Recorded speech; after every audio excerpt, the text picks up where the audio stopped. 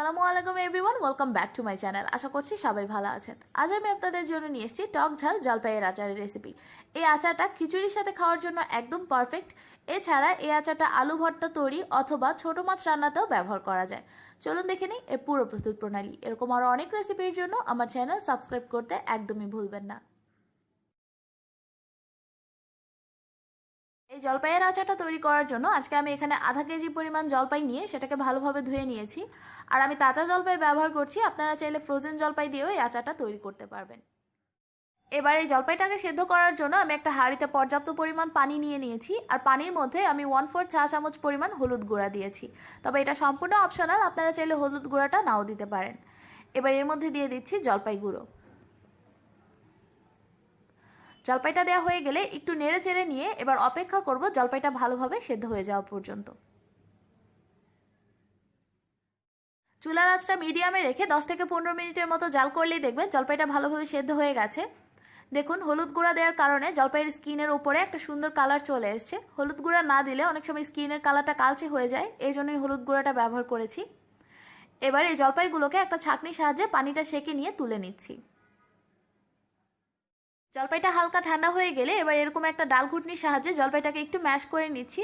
আপনারা চাইলে জলপাইটাকে পুরোপুরি ঠান্ডা করে এই কাজটা হাত দিয়েও করে নিতে পারেন। সম্পূর্ণ জলপাইটা ভালোভাবে ম্যাশ করে নেওয়া হয়ে গেলে এবার চলে যাচ্ছি আচার তৈরিতে। এবার চুলায় একটা প্যান বসিয়ে এর মধ্যে আমি 1 কাপ পরিমাণ সরষের তেল নিয়ে নিয়েছি। এই আচারটাতে সরষের তেলের পরিমাণটা একটু বেশি ব্যবহার করতে হয়। এবার এর মধ্যে নিয়ে নিচ্ছি 1.5 টেবিল চামচ পরিমাণ সরষে বাটা। আমি সাদা সরিষা ব্যবহার করেছি, আপনারা চাইলে কালোটাও ব্যবহার করতে পারবেন। এরপর এর মধ্যে দিচ্ছি 1 টেবিল চামচ পরিমাণ রসুন বাটা। আপনারা রসুন বাটার পরিবর্তে রসুন কুচিও ব্যবহার করতে পারবেন। এরপর এর মধ্যে দিচ্ছি 1 টেবিল চামচ পরিমাণ পাঁচফোড়নের গুঁড়া। আমি পাঁচফোড়নটা হালকা টেলে নিয়ে সেই গুঁড়াটা এখানে ব্যবহার করেছি।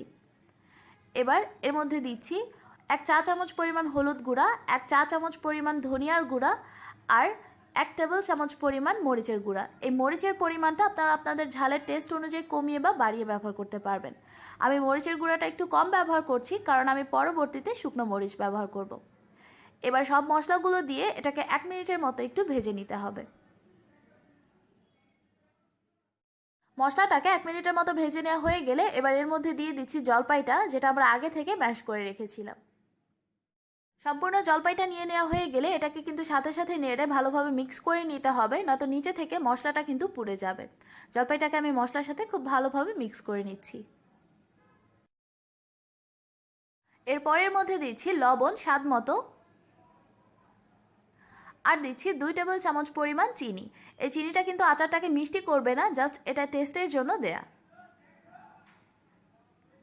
এবার এই চিনি আর লবণটাকে আরেকবার ভালোভাবে আচারের সাথে মিক্স করে নিচ্ছি। হালকা নেড়ে নিয়ে এবার এর মধ্যে দিয়ে দিচ্ছি আধা কাপ পরিমাণ সাদা সিরকা। অবশ্যই সাদা সিরকা ব্যবহার করতে হবে, অন্য কোনো সিরকা ব্যবহার করলে কিন্তু চলবে না। সিরকাটা দেওয়ার পর এবার এর মধ্যে দিচ্ছি 3-4টা শুকনো মরিচ। শুকনো মরিচগুলোকে আমি একটু কেটে দিচ্ছি। এই শুকনো মরিচটা সম্পূর্ণই অপশনাল, আপনারা চাইলে শুকনো মরিচের পরিবর্তে গুঁড়া মরিচের পরিমাণটা বাড়িয়ে দিতে পারেন, অথবা এই আচারে কিন্তু আপনারা চাইলে নাগা মরিচও ব্যবহার করতে পারেন। এবার আচারটাকে আরও একবার নেড়ে নিচ্ছি।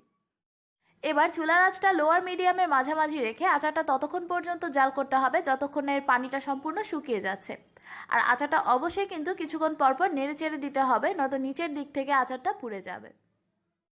প্রায় আরও 15 মিনিটের মতো জাল করার পর যখন দেখবেন তেলটা এভাবে সম্পূর্ণ উপরে ভেসে এসেছে আর জলপাইটাও তেলটাকে একদম ছেড়ে দিয়েছে, তখন বুঝতে হবে এতে আর কোনো রকম পানি অবশিষ্ট নেই। এই পর্যায়ের পর জলপাইয়ের আচারটাকে আর জাল করতে হবে না। এবার এটাকে আমি চুলা থেকে নামিয়ে নিচ্ছি। তৈরি হয়ে গেল দারুণ মজার টক ঝাল জলপাইয়ের আচার। এই আচারটাকে যে কোনো কাচের এয়ারটাইট বয়মে ভরে তেলে ডুবিয়ে সারা বছর সংরক্ষণ করতে পারবেন।